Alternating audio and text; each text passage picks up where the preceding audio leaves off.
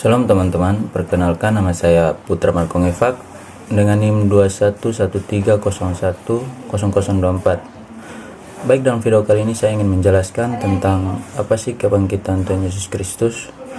Untuk mempersingkat waktu, saya langsung saja. Kebangkitan Yesus Kristus menjadi salah satu peristiwa penting bagi umat Kristen. Itu karena peristiwa tersebut merupakan bentuk keselamatan untuk manusia yang penuh dengan dosa. Peristiwa kebangkitan Yesus berawal dari penyaliban di Bukit Golgota. Kala itu Yesus ditangkap oleh sejumlah prajurit suruhan orang Yahudi usai berdoa di Taman Getsemani.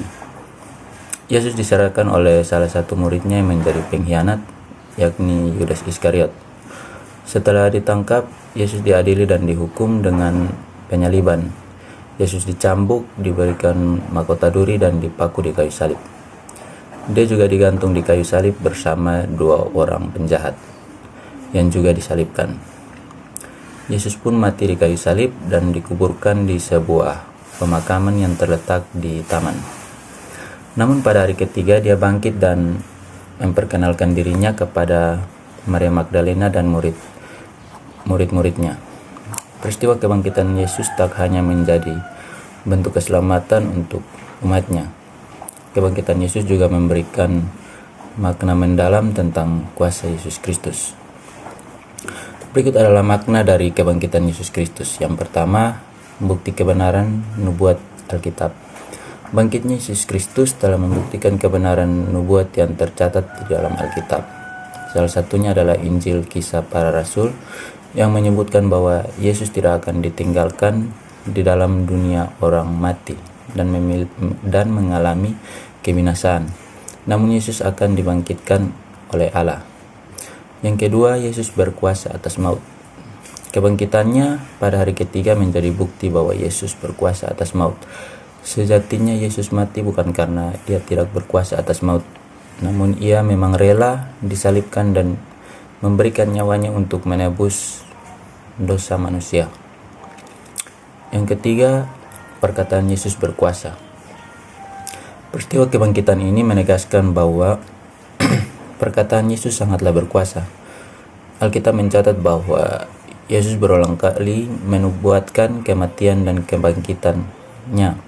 Ia juga bernubuat bahwa dia akan bangkit pada hari ketiga.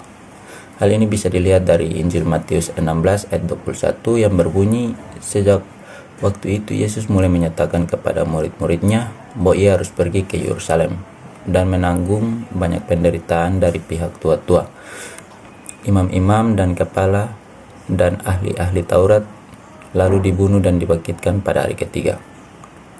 Yang keempat, menyediakan tempat bagi orang-orang percaya.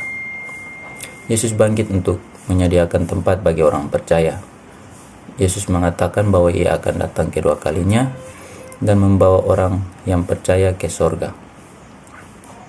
Hal ini dimuat dalam Injil Yohanes 14 ayat 3 yang berbunyi, "Dan apabila aku telah pergi ke situ dan telah menyediakan tempat bagimu, aku akan datang kembali dan membawa kamu ke tempatku, supaya di tempat di mana aku berada, kamu pun berada."